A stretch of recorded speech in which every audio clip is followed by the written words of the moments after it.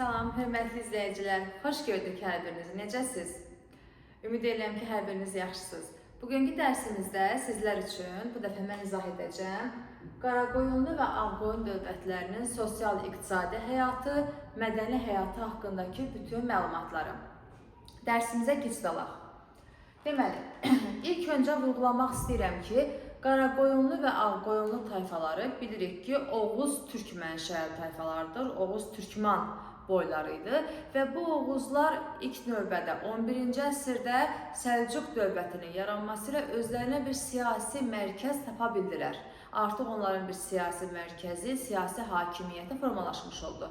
Lakin daha sonraki dövrlərdə Səlcuq imperiyasının süqut etməsi, Monqolların Azərbaycana gəlməsi, Monqol yürüşləri və ardınca Əmir Teymurun bu ərazilərə yürüş nəticəsində Oğuzlar öz siyasi hakimiyyətini itirmişdilər və sonra yenidən Qaraqoyun dövlətinin və Ağqoyunluların meydana gəlməsi ilə Oğuzlar özlərinə bir siyasi mərkəz tapmağa bacardılar. Ümumiyyətlə deyəcəyik ki, biz burada belə bir məqamı vurğulayacağıq ki, Qaraqoyunlu və Ağqoyun dövlətlərinin idarəçilik sistemlərində Oğuzların ta əvvəldən özləri ilə gətirdikləri təcrübəçilik ənənəsi, dövlətçilik təcrübəsi, dövlətçilik ənənəsi miras qalmışdır bizə haradan?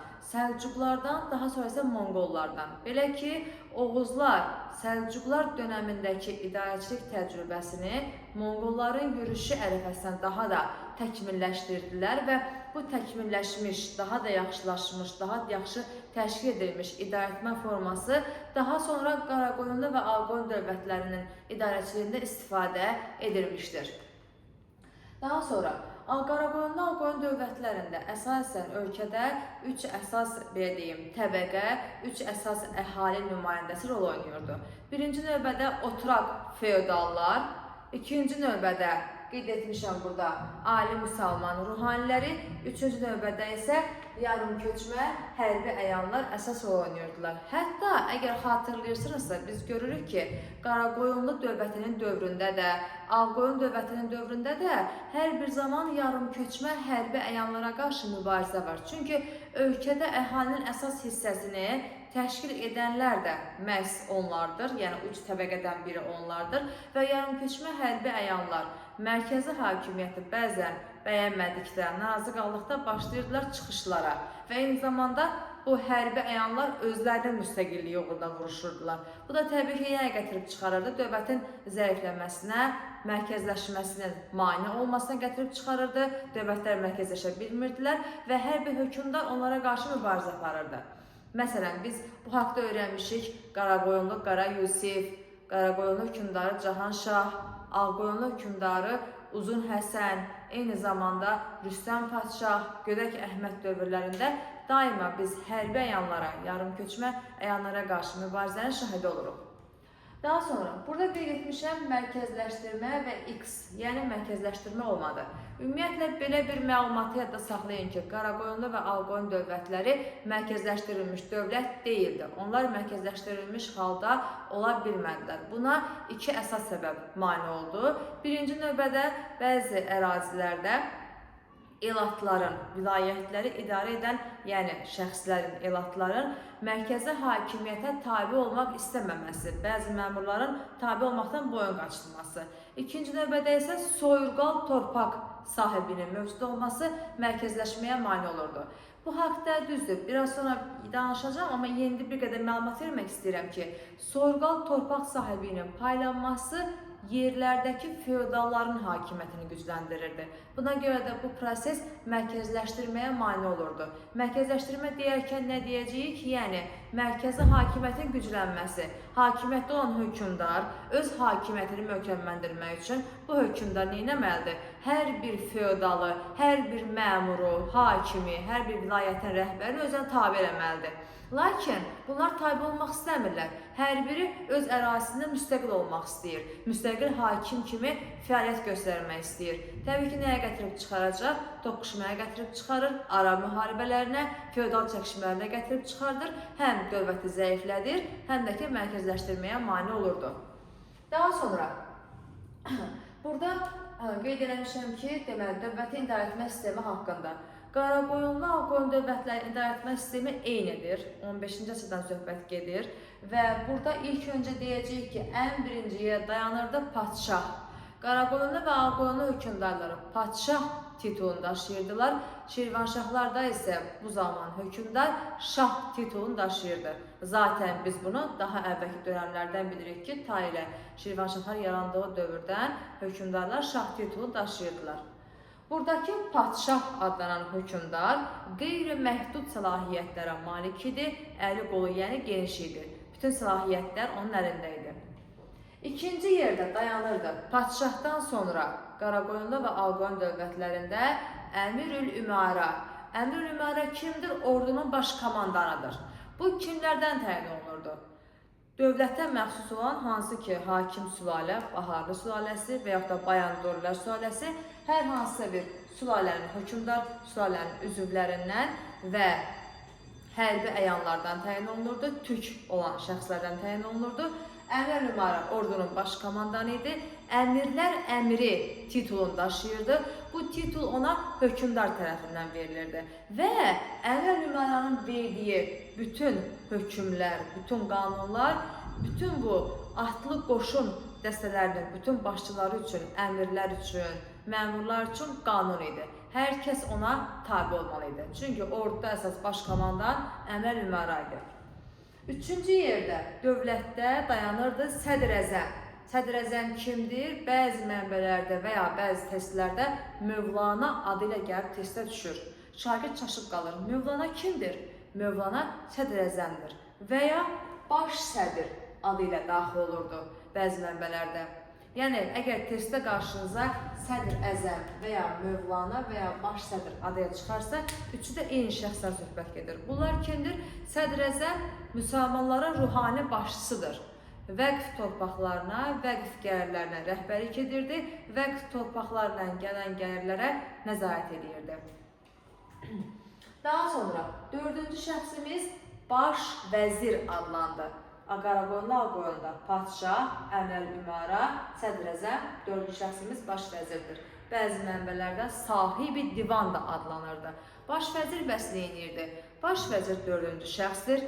Baş vəzir ölkədə daxili inzibati və xarici məsələlərə rəhbərlik edirdi, bunları nəzarət edirdi, dövlət idarələrini idarə edirdi, daxili maliyyə işlərinə baxırdı, həm də hökmdarın möhürdarı hesab olunurdu, möhür özünə saxlayırdı, möhürü saxlayan şəxs baş vəzirdir. Eyni zamanda baş vəzir Ali Divanın rəhbərliyi funksiyasını icra edirdi. Ali Divan bir məsləhət orqanıdır ki, bu divanın rəhbəri baş vəzir hesab olunurdu. Görürük ki, baş vəzirin əlində bir çox səlahiyyətlər var. 4 əsas şəxsdən sonra biz burada danışacağıq Ali Divan və Kəndaş haqqında. Bunlar nədir? Dövlətdə iki cür məsləhət orqanı var. Yəni, məsləhətə yığışırlar, hər hansı bir məsələ müzakirə olunur və müzakirə olunduqdan sonra hökmdara təqdim olunur. Hökmdara son qərarı özü verirdi və iki məsləhət orqanından biri Ali Divan adlanırdı.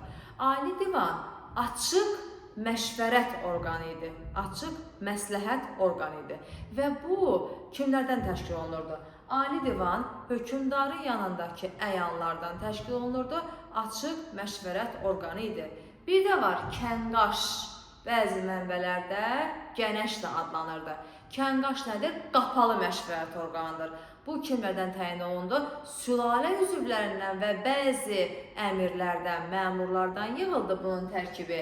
Kənqaşda isə müharibə məsələsi, sülh məsələsi, taxtaca varislik məsələsi müzakirə edildi. Baxın, iki cür məsləhət orqanımız var, açıq və qapalı. Açıq olan Ali Divandır, AA, Ali açıq. Bu cür oxşar götürə bilərsiniz. Ali Divan açıq məşvərət orqanımızdır. Hökmdarın yanındakı məmurlardan təyin olundu onun tərkibi. Kənqaş isə bəzi mənbələrdə Gənəşdə adlandı, qapalı məşvərət orqanı idi. Kənqaşda müharibə, taxtaca varislik, sülh məsələsi müzakirə olunurdu. Təvaçi, bu kimdir? Təvaçi müharibə zamanı vilayətlərdən qoşun üçün əskər toplayan şəxs və bunun sayını dəqiqləşdirən bir məmurdur. Qazı şəriət qaydaları əsasında məhkəməni idarə edən və dini işlərə rəhbərlik edən şəxsdir və əmir yarımköçmə hərbi əyanlardan rəhbərlər təyin olunmuş atlı qoşun dəstələrinin başçısı idi. Atlı qoşun dəstələrinin başçısı əmirdir. Bu əmirlərin də ən böyüyü tabe olduqları şəxs Əmir əl-Üməradır. Daha sonra buradakı şəxslərin danışdıqdan sonra burada mən vurğulamaq istəyirəm ki, Qaraqoyunlu Ağqoyun dövlətinin təbii ki də bu qədər güclü olmasının səbəbi nə idi? Bir, hökmdarların siyasi nüfuzunun güclü olması, bir də ordunun güclü olmasından hər şey asılı idi. Ordu iki hissəyə bölünürdü bu dövlətlərdə, iki yerə bölündü.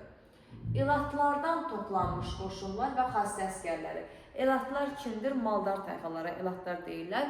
Elatlardan yığılmış qoşunlar müharibə zamanı yığılırdı və onlar yalnız hərbi əməliyyatlar zamanı dövlətdən maaş alırdılar. Ordunun əsas hissəsini təşkil edirdilər. Xassə əskərləri kimdir? Xassə əskərləri isə daimi qoşun növüdür. Ordunun özəyini təşkil edirdilər və daimi qoşun olan bu xassə əskərləri illik maaş alırdılar. Yəni digərinə fərqli olaraq illik maaş, daimi maaş alan xassə əskərlərdir. Yalnız hərbi əməliyyatlar zamanı maaş alan isə elatlardır. Amma bir misalını vurğulayım sizin üçün. Xassə əskərləri var bu qoşun. Onun sayıca elatlardan az idilər. Elatların sayı daha çox olurdu, amma müharibə zamanı toplanırdılar. Amma xassə əskərlərin sayı az olurdu, amma daimi qoşunları olurdu. Bir də burada qoşundan əlavə deyəcəyik ki, Qaravul dəstəsi var. Qaravul dəstəsi nə edirdi? Kəşfiyyat işini yerinə yetirirdi. Hər hansı bir düşmən ölkəyə müharibə edən zaman, düşmən hücumları baş verən zaman ilk öncə kəşfiyyat işini yerinə yetirirdilər. Bundan başqa ordu silahlanırdı qılıncla, xəncərlə, nizə ilə, daha sonra başlarına dəbilqə qoyurdular, zirək giyinirdilər və döyüşə yollanırdılar. Döyüşə yollanma zamanı ailəsi də həmin o döyüşləri müşayiət edirdi. Xüsusi musiqilərlə, gəranaylarla, təbil və zurnalarla onları artıq müşayiət edirdilər. Belə bir məlumat vurğulanır. Sonra 15-ci əsrin sosial-iqtisadi həyat mövzusunda vurğulamaq istədiyim məqamlardan biri də torpaq mülkiyyəti formalarıdır. Görün videomuz davam edirmi? Aha, davam edirik. Torpaq mülkiyyəti formalarından divani, xassə, mülk, vəqf, camaat və soyğal torpaqları. Hansı ki, bir çox torpaqlarla biz zaten əvvəlki dövrdə tanış olmuşduq. Divani torpaqları dövlətə məxsus torpaqlardır. Xassə torpaqları hökmdarın sülaləsinə, hakim sülaləyə məxsus torpaqlardır. Mülk torpağı deyəcəyik ki, mülk irsən keçən feodalların əlində olan torpaqlardır. Vəqf torpağı dini idarələrə, məscidlərə, mədrəsələrə məxsus torpaqlardır. Camaat yerli əhalinin istifadəsində olan torpaqlardır və 15-ci əsrdə meydana gəlmiş yeni bir torpaq mülkiyyəti növümüz soyğal torpaqlarımız var. Soyğal torpaqları nədir və necədir? Bu torpaqlar, soyğal sözü Monqol dilindən tərcümədə ehsan və bəxşiş deməkdir və soyğal torpağı ilə iqta torpağı belə idi ki, hər iki torpaq növünün oxşar cəhəti müəyyən hərbi xidmət müqabilində və yaxud da dövlətə xidmət müqabilində verilirdi. Lakin iqta torpaqları ilk yarandığı dövrlərdə biz bilirik ki, zaten şərti torpaqlar idi. Lakin bəzi məqamlarda irsən keçə bilirdi. Bu, Səlcuq dövlətinin dövründə idi və bəzi məqamlarda vardı, amma çox da deyildi. İqta əsasən şərti torpaq kimi tanınırdı. Soyğal torpağı isə irsən keçən torpaq idi. Bu torpaqların sahibindən vergi alınmırdı. Onlar vergi toxunulmazlığı hüququna sahib idilər. Görün ha, yəni burada fikir verin ki, soyğal torpağını alan şəxs həm irsi torpaq sahibi olmuş olurdu, həm də üstəlik dövlətə vergi vermirdi. Buna görə də getdikcə güclənirdi, qüvvəsi artırdı. Artıq mərkəzi hakimiyyətə tabe olmaq istəmirdi. Mərkəzləşməyə mane olurdu. Əgər fikir verdinizsə, biraz öncə vurğulamışdım. Soyğal torpaq sisteminin olması mərkəzləşdirməyə mane olan səbəblərdən biri idi. Daha sonra dövlətdə əsas gəlirlər hardan gəlirdi deyə sual versəniz, birinci növbədə əhalidən yığılan vergilərdən gəlirdi, ikinci növbədə isə bəzi Avropa dövlətləri ilə aparılan ticarət əlaqələrindən gələn gəlirlər, xarici ticarətdən gəlmiş gəlirlər ölkənin gəlirini təmin edirdi. Bu dövrdə Həsən Padşah qanunnamə qəbul etdi. Biz bilirik ki, deməli, 4 nəfər tərəfindən qanunnamə qəbul olunmuşdur. Azərbaycanda Salari hökmdarı Mərzban İbn Məhəmməd, ardınca Ağqoyunlu hökmdarı Uzun Həsən, sonra biz keçəcəyik inşallah Şəki xanı Məhəmməd Həsən xan, bir də Osmanlı dövlətində 2-ci Mehmet tərəfindən qanunnamə qəbul edilmişdir. Həsən Padşahın qanunnamə yaratmaqda məqsədi bu idi ki, dövlətin iqtisadi və siyasi cəhətdən gücləndirmək üçün, möhkəmləndirmək üçün, bir də vergi işini nizama salmaq üçün həyata keçirdi.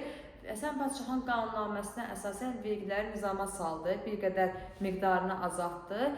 Mal cəhət vergisi, yəni məhsul vergisinin miqdarı məhsulun 5/1 qədər müəyyən edildi.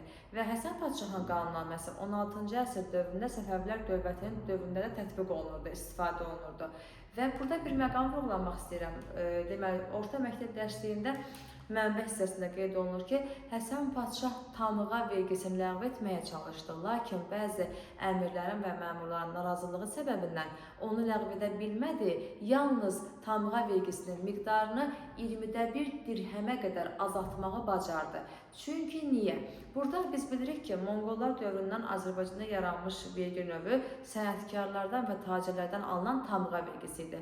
Həsən Padşah istəyir ki, sənətkarlığı və ticarəti gücləndirmək üçün tamığa vergisini ləğv etsin, onların üzərinə qoyulmuş bu vergini aradan qaldırsın. Lakin bu vergi hesabına yaşayan bəzi əyanlar, məmurlar, onların axı gəliri buradan gəlir daxı. Buna görə də Həsən Padşahın özünə qarşı başladılar çıxış eləməyə. Həsən Padşah onların çıxışından qorxduğu üçün, narahat olduğu üçün tamığa vergisini ləğv edə bilmədi. Yalnız tamığa vergisinin alınacaq miqdarını 20-1 dirhəmə qədər azaltmağı bacarmışdı. Sonra bu dövr vergilərindən danışmaq istəyirəm. Hansı vergilər var idi burada? Tamığa vergisindən əlavə malcəhət vergisi, bəhrə vergisi, çobanbəyi, bir də cizyə. Malcəhət vergisi məhsul vergisidir. Lap qədim dövrdə məsələn biz bilirik ki, deyəcəyik ki, məsələn Sasani ağalığı dövründə xaraq vergisi, Ərəb ağalığı dövründə xərac vergisi, Səlcuqlar dönəmində üşür vergisi, sonraki dönəmlərdə yenə bu cür xərac vergisi kimi də adlanırdı bu məhsul vergisi. Gəlib çatdıq 15-ci əsrə, adını dəyişdirdi oldu malcəhət vergisi. Malcəhət vergisi ta 19-cu əsr dövründə də əhalidən alınacaq və bu cür adı davam edəcək, malcəhət vergisi kimi qalacaq. Biz inşallah keçəcəyik o növbəti mövzularımızda. Bəhrə, sudan istifadə əvəzində ödəyirdilər. Nə qədər su istifadə edərsə, o qədər də bəhrə vergisi ödənilirdi. Çobanbəyi maldarlardan alınırdı, otlaqlara görə, heyvanlarını otardıqları sahəyə görə çobanbəyi vergisi alınırdı. Cizyə can vergisi idi, yalnız xristiyan əhalidən alınırdı. Bundan başqa, bayaq vurguladığım tamığa vergisi var idi ki, sənətkar və tacirlərdən alınan vergi idi. Və tamığa vergisini Həsən Padşah ləğv etmək istəsə də belə edə bilməmişdi. Tamığa vergisini ləğv edəcək Səfəvi şahı 1-ci Təhmasib 1565-ci ildə. Sonra 15-ci əsr dövründə Təbriz şəhəri, Gəncə şəhəri və Ərdəbil şəhəri iri sənətkarlıq və ticarət mərkəzlərinə çevrildilər. 15-ci əsrin ikinci yarısında artıq Bakı Azərbaycanda əsas liman şəhərinə çevrildi. Deməli, 15-ci əsrin ikinci yarısına qədər Dərbənd şəhəri idi. Bundan sonraki zamanda isə artıq Bakı şəhəri əsas liman şəhərinə, əsas liman mərkəzindən çevrilmiş oldu. Bundan başqa deyəcəyik ki, Şamaxı şəhəri öz sərvətinə görə daha da artdı, genişləndi, inkişaf etdi və buraya 15-16-cı əsr dövründə gəlmiş səyyah Kontarini gəlib Şamaxını gəzmişdi və Şamaxını Təbrizdən üstün hesab etmişdi. Bu dövrdə Azərbaycanda ipəkçilik inkişaf edirdi. İtaliya tacirləri gəlib bizdən xam mal kimi ipəyi alıb öz ölkələrinə aparırdılar. Eyni zamanda İstanbulda və digər Türkiyə şəhərlərində də bu cür ipəyimizdən bizim istifadə olunurdu. Xristian əhali sözünü qeyd etmişəm. Ümumiyyətlə Qaraqoyunlu və Ağqoyun dövlətlərinin dönəmində xristian əhaliyə çox xoş münasibət göstərilirdi. Yəni onlar incidilmirdi. Şəriət qaydaları əsasında müsəlmanlara necə davranırdılarsa, xristian əhaliyə də o cür davranırdılar. Hətta Gürcülər və ermənilər vergi vermirdilər. Üstəlik bu Gürcü və ermənilərin kilsələri və monastırlarda vergi toxunulmazlığı hüququna malik idilər. Yəni onların səlahiyyətləri yüksək idi. Məhz buna görə də onlara bu qədər hüquqlar verdiyimiz üçün daha sonra bizim başımıza bu qədər oyun açdılar. 1441-ci ildə Qaraqoyunlu hökmdarı Cahanşahdan icazə alır kim? Deməli, 1441-ci ildə erməni kilsəsinin başçısı gəlir Cahanşahın yanına, ondan icazə istəyir ki, erməni kilsəsinin mərkəzini, bu dəfə erməni kilsəsini köçürsün İrəvana. Yəni İrəvan yaxınlığında yerləşən Üç Mədzin və ya Eç Mədzin də deyirlər bəzi mənbələrdə bu ərazinin adına ki, buraya erməni katolikosluğuna köçürsün. Hansı ki, erməni katolikosluğunun mərkəzi Kiçik Asiyada Klikiyadakı Sis şəhərindən köçürülməlidir bura. Və təbii ki, Cahanşah buna icazə verir, çünki çox belə xoş münasibət göstərirlər axı xristianlara qarşı. Və 1441-ci ildə Cahanşahın icazəsi əsasında erməni katolikosluğunun mərkəzi köçürülür bu Eç Mədzin ərazisinə. Hansı ki, əvvəlcə bu Eç Mədzində 13-cü əsr dönəmində xristian türklərinin, qıpçaqların yəni məbədi yerləşirdi. Bu məbəd artıq bu dəfə çevrildi erməni kilsəsinə və bu erməni kilsəsinin bura köçürülməsi ilə buradakı əhalini başladılar erməniləşdirməyə, Qriqoryanlaşdırmağa. Elə məhz sonraki dönəmlərdə də oradakı Alban abidələrini başladılar ermənilər saxtalaşdırıb dünya ictimaiyyətinə özlərinin abidəsi kimi təqdim etməyə başladılar. Sonra Cahanşahla Həsən Padşah, Qaraqoyunlu hökmdarı Cahanşah, Ağqoyunlu hökmdarı Həsən Padşah quruculuq işlərinə çox fikir verirdilər, önəm verirdilər. Ölkənin mədəni həyatına qayğı göstərirdilər, şairləri və alimləri himayə edirdilər. Hətta Həsən Padşahın əmri ilə Oğuz türklərinin tarixindən əsər yazılmışdı. Bu əsərin yazılmasına görə biz onu Ağa Məhəmməd Xan Qacarla oxşarlaşdıra bilərik. Eyni zamanda Dehli Sultanı, deməli, Qutbəddin Aybəkin dövründə türklərin tarixinə aid əsər yazılmışdı. Hər üçünü oxşar götürə bilərik. Deməli, Dehli Sultanı Qutbəddin Aybək, Ağqoyunlu hökmdarı Həsən Padşah, bir də Qacar hökmdarı İran şahı, yəni Ağa Məhəmməd Xan Qacar deyə bilərik. 15-ci əsrin musiqiçisi Əbdülqadir Marağayın adı qeyd olunur. Başqa əslində əvvəlki şəxsiyyətlər var idi. Əvvəllər çox şəxsiyyətin adı qeyd olunur. Artıq onlar yığışdırılıbdır. Yalnız musiqiçinin adı qeyd olunur. Bir də bu dövrün memarlıq abidələrindən danışdıqda deyəcəyik ki, 15-ci əsrdə nələr inşa olundu. Bakıda indi də dövrümüzə kimi gəlib çatmış Şirvanşahlar Sarayı kompleksi və divanxana. Daha sonra Təbrizdə 1465-ci ildə Cahanşahın əmri ilə Göy məscid inşa olundu. Sonra Təbrizdə Həsən Padşah dövründə Həsən Padşah məscidi inşa olundu. Təbrizdə 1483-cü ildə Ağqoyunlu hökmdarı Sultan Yaqubun sifarişi əsasında, yəni əmri ilə Həşt Behiş sarayı inşa edildi. Həşt Behiş sarayının yanında eyni zamanda kitabxana, divanxana, hamamlar, saraylar inşa olunmuşdu. Bir də Təbrizdə 15-ci əsrdə Qeysəriyyə bazarı Həsən Padşahın əmri ilə tikilmişdi. Təbriz, ümumiyyətlə Azərbaycan tarixində 2 dənə Qeysəriyyə bazarı var. Düzdür, Qeysəriyyə bazarları çoxdur, amma əsas bizim öyrəndiyimiz Təbrizdəki Qeysəriyyə bazarıdır. Bir də Ordubad Qeysəriyyəsi var. Təbriz Qeysəriyyəsi 15-ci əsrdə Uzun Həsən tərəfindən inşa etdirilmişdi. Deməli, 17-ci əsrdə Ordubad Qeysəriyyəsi isə Şah 1-ci Abbas tərəfindən tikdirilmişdi. Bu dövr haqqında verəcəyi məlumatlar bu qədər. Ümid edirəm ki, inşallah ki, anlamış olarsınız. Növbəti görüşərdək sağ olun.